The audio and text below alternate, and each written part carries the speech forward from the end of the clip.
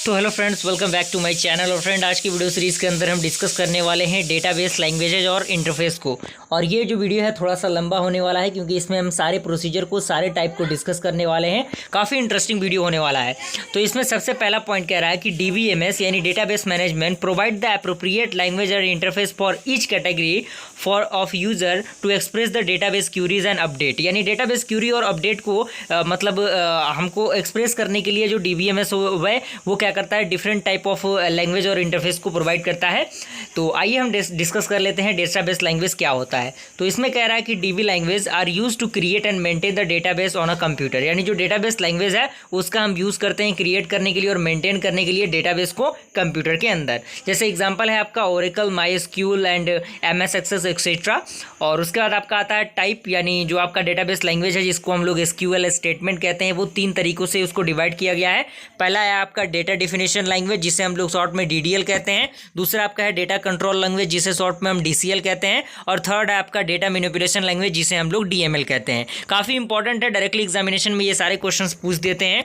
तो यहाँ से आपका एग्जाम पॉइंट ऑफ व्यू से, नॉलेज पॉइंट ऑफ व्यू से सारी चीज़ें कवर अप हो जाएंगी। तो पहला आपका है डेटा डिफिनेशन लैंग्वेज जिसे DDL कहते हैं। तो इसमें फर्स्ट पॉइंट कह रहा है कि it is a language that allow the user to define the data and their relationship to other type of data. यानी ये एक प्रकार का ऐसा लैंग्वेज है जो अलाउ करता है यूजर को डिफाइन करने के लिए डेटा को और उसके रिलेशनशिप को as compare to other data type of data, यानी दूसरे डेटा से उसके कंपेयर करने में मदद करता है। उसके बाद सेकंड पॉइंट कह रहा है कि it is used by the database designer to define the schema. यानी इसका हम यूज़ करते हैं डेटाबेस डिजाइन करने के लिए, स्कीमा को डिफाइन करने के लिए। एंड थर्ड पॉइंट कह रहा है कि it allow the database designer to describe and name entities, attribute, relationship etcetera. यानी ये मदद करता है नेम को डिफाइन करने में, एंटिटीज़ को डिफाइन करने में, एट्रीब्यूट को डिफाइन करने में, रिलेशनशिप को डिफाइन करने में।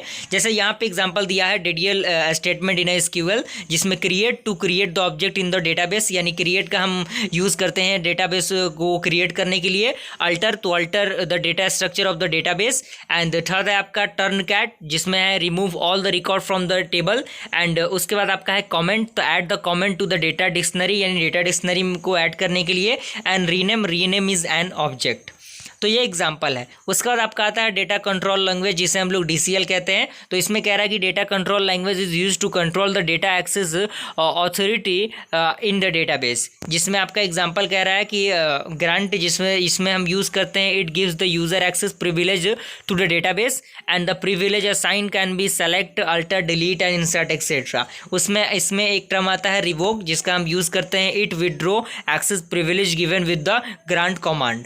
उसके बाद आपका आता है DMA जिसे हम लोग डेटा मैनिपुलेशन लैंग्वेज कहते हैं। तो इसमें कह रहा है कि data manipulation language provide a set of operation to support the basic data manipulation operation on the data held in the database. यानी जो डेटा मैनिपुलेशन लैंग्वेज होता है वो प्रोवाइड करता है सेट ऑफ ऑपरेशन को सपोर्ट करने में बेसिक डेटा मैनिपुलेशन ऑपरेशन के अंदर।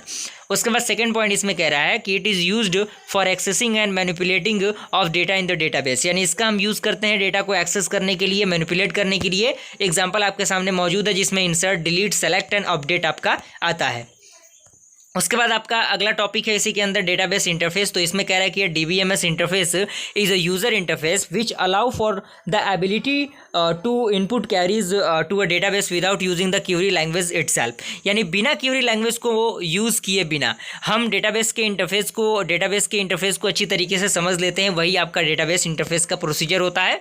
सेकेंड पॉइंट कह रहा है कि database interface provide a mechanism through which the user interact with the database without using the query language. यानी बिना क्यूरी लैंग्वेज के मदद के बिना डेटाबेस इंटरफेस को प्रोवाइड करता है एक मैकेनिज्म जो इंटरेक्ट करता है डेटाबेस से।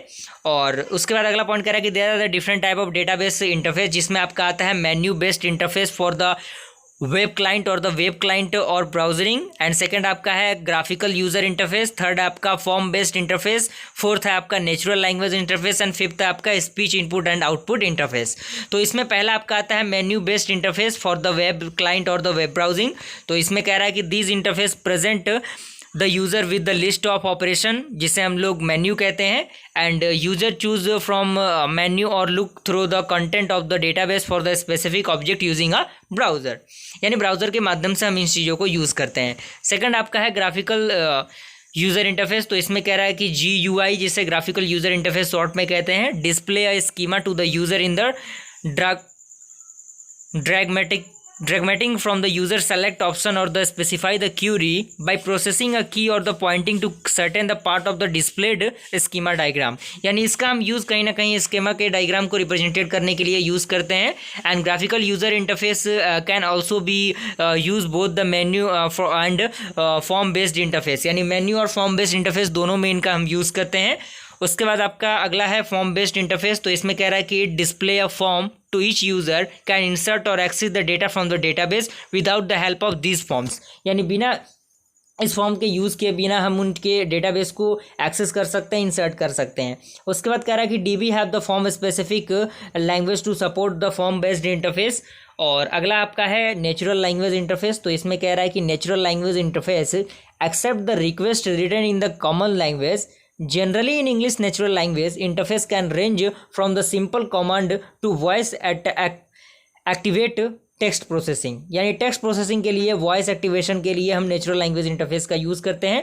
अगला है आपका स्पीच इनपुट एंड आउटपुट। तो इसमें कह रहा है कि in this interface there is use of speech to input query and speech as an output to a question as a result of the request, यानी इनपुट के लिए और रिजल्ट के लिए हम इस चीज़ का यूज़ करते हैं।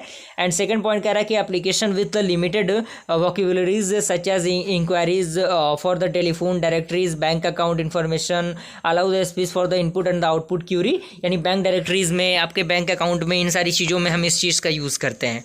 तो यहाँ तक आई होप पूरा प्रोसीजर आपको समझ में आ गया होगा। अगर वीडियो पसंद आए तो लाइक ज़रूर कीजिएगा। जल्दी मिलता है ऐसे इंटरेस्टिंग वीडियो के साथ, तब तक के लिए थैंक यू।